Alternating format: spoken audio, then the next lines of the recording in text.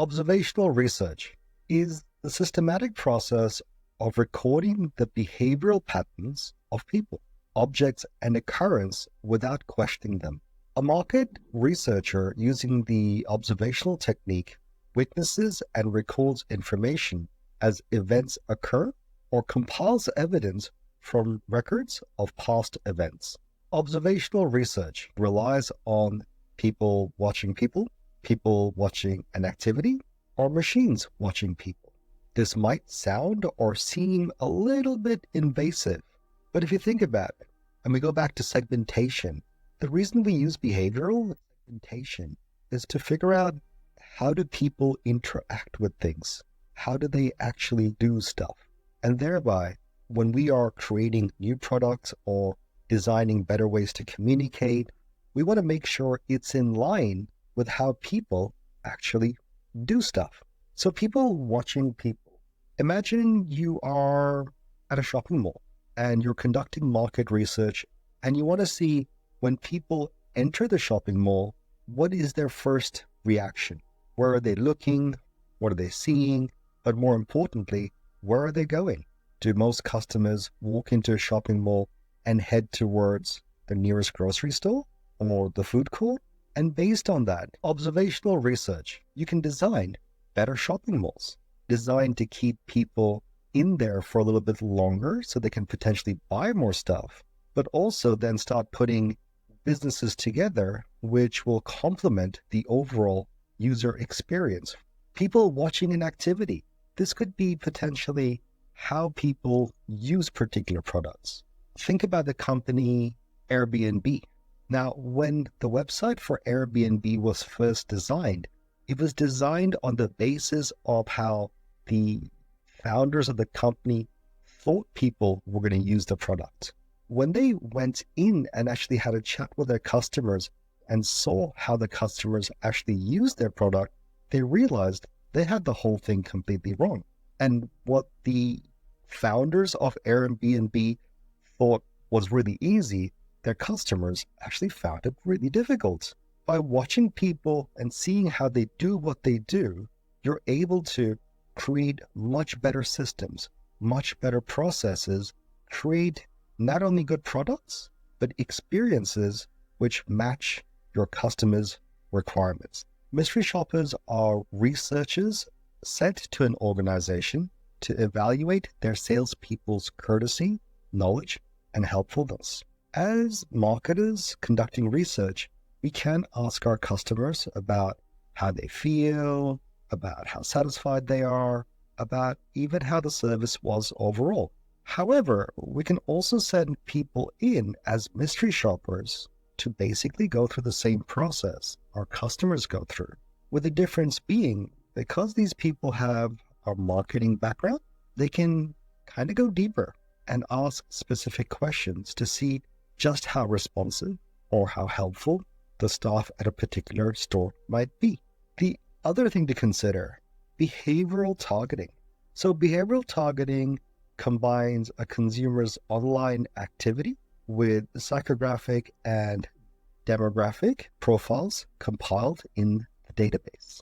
What this basically means is when it comes to behavioral targeting, marketers use various methods, in particular website user information, to strengthen advertisement campaigns. The technique involves gathering data from a variety of sources about potential customers' online browsing and shopping behavior.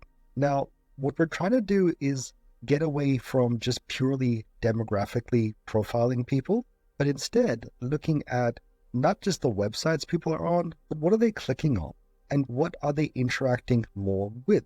Have you guys ever noticed that you're looking at a particular product, maybe a new couch, maybe a holiday overseas, and then you go to another website completely not related to the website you just came from, and all of a sudden there are AdWords pretty much talking about what you were searching about? So that right there is behavioral targeting, looking at people's online activities to gather primary data in real time and then start putting through specific ads, which allows us, the organization, to target our potential consumers better. Ethnographic research. It's the study of human behavior in its natural context. Involves observations of behavior as well as physical settings. Ethnographic is considered as a branch of anthropology that involves trying to understand how people live their lives. A good example of this kind of research in today's context would be Gogglebox. This is where you're watching other people watching television, and you're looking at how they're reacting, when they're reacting, and what in particular are they reacting to.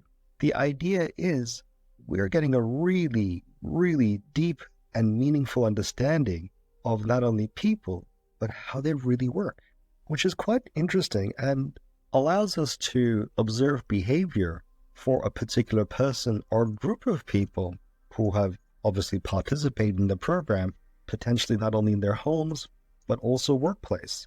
Like imagine looking at how people behave when they're in their cars. For me, for example, I get into my car, the first thing I do is I put my seatbelt on. I don't often check the mirrors to see if they're perfectly positioned.